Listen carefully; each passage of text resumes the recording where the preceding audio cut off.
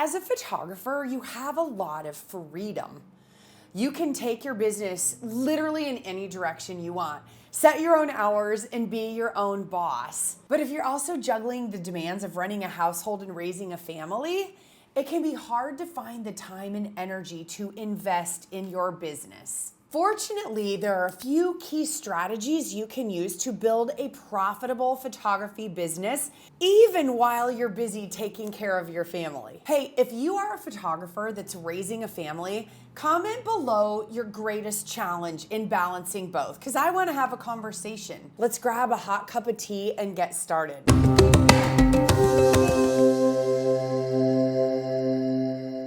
Hey, I'm Sarah Petty, and this channel is for photography business owners to learn how to build a thriving photography business and still be there for your family.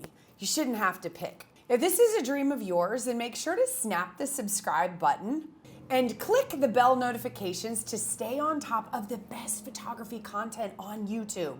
I want to share 5 strategies for fitting your photography business into your life. First, talk to your spouse or partner. Look, it's important to talk to that key person in your life about your photography business before you start or before you decide to go all in. I think it's really helpful to show your partner the potential earnings and explain that you have a plan. You have the numbers to back it up. That way your partner can understand that you're serious about this business and it just isn't another whim. When they see how sensational your photography is, they'll be so proud of your accomplishments and be even more supportive of your career goals. Don't wait. Sit down with your partner and have that conversation today. Next, set up a schedule and stick to it. Now, you can't just drop everything and head out for a photography session when your kids are sick or if they have after-school activities, but to make things work, you really do need to set up a schedule and stick to it as much as possible. Decide which days and times you're going to work and make sure your clients know your availability in advance, and you're golden. This is what allows you to put your family first and still run this profitable business. Pro tip, schedule specific days of the week for your sales calls, for marketing, and different days of the week for your sessions, because you use different parts of your brain for each of these tasks.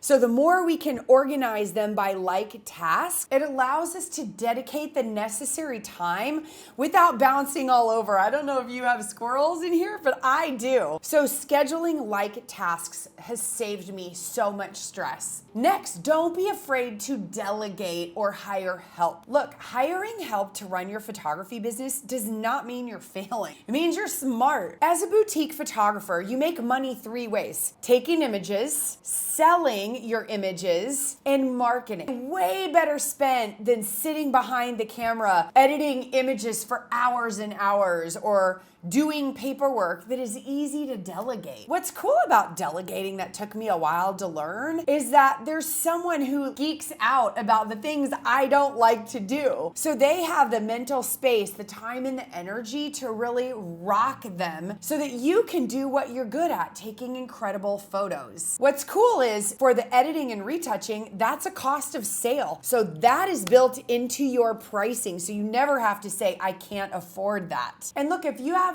young children at home, consider trading house cleaning or childcare services to help with your business. There are all kinds of opportunities around us where we can get assistance without literally just spending money. We just have to be willing to ask for it or trade for it or negotiate with our spouse to trade days so we can have time to dedicate to our business. But don't be afraid to delegate, because it is one of the important keys to success in running a profitable photography business while also raising a family. Cut yourself some slack, because you don't have to be great at it all. You just have to include it in your pricing. Also, set aside time for your family. Just like you schedule work time, be sure to schedule family time. I put these things in my calendar first: volleyball games, band concerts, field trips, time with my kiddos. So no matter how busy you are with work, it's so important for you to set aside quality time for your family. This means putting date night on the calendar, scheduling weekend activities with your family, and sometimes just spending time home alone by the fire, but being present with your family. Family first doesn't mean rescheduling clients or no-showing on them. You still have to run a business like a professional, but you can put your family first, which is the great part. Next, have realistic expectations. Being a photographer is a lot of work. You have to be able to take great images that thrill your clients, but also you have to be able to edit them to a certain quality level so that they look better than what consumers can do. You also have to be able to market yourself and your business and talk to people. And on top of all that, you have to be able to run a business. That means keeping track of your finances, doing taxes, making sure you're compliant with all of the regulations in your community, in your city, in your state. And if you're not careful, it can be easy to get overwhelmed. I get it. The key is to have realistic expectations. But here's the thing, I made 6 figures working very part-time because I chose the right model, not the digital file model.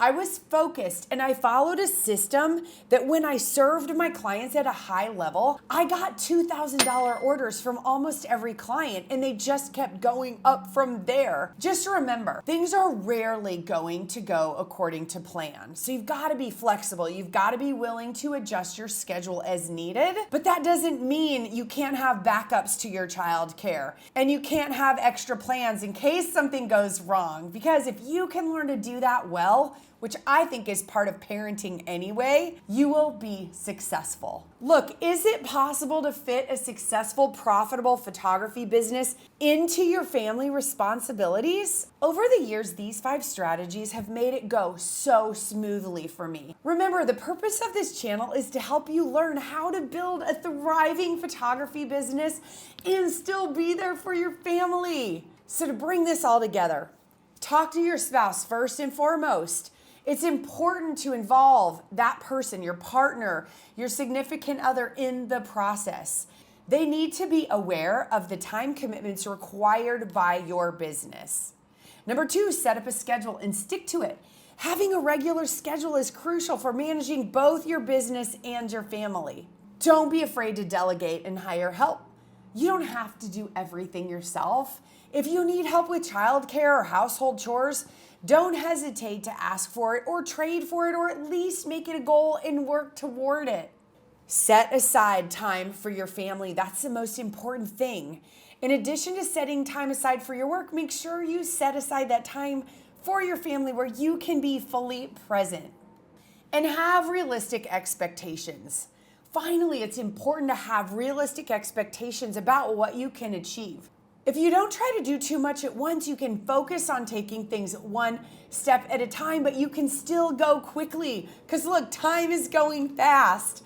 Now is your time. I don't want you to wait to grow your business until your kids are grown. By following these strategies, you can fit a successful photography business right into your family life without sacrificing your relationships or your sanity. I hope these tips were helpful because they've not only made a huge impact in my business, they've made an impact in the business of thousands of students that we've taught this model to. Look, if you're ready to be part of a community of boutique photographers who value family first, growing a business and encouraging each other, come join our free Facebook group.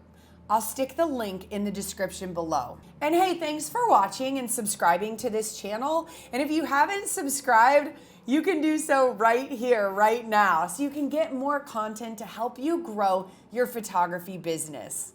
And if you loved today's video, click here to get more actionable steps. Hey, thanks for watching, and I'll see you in the next video.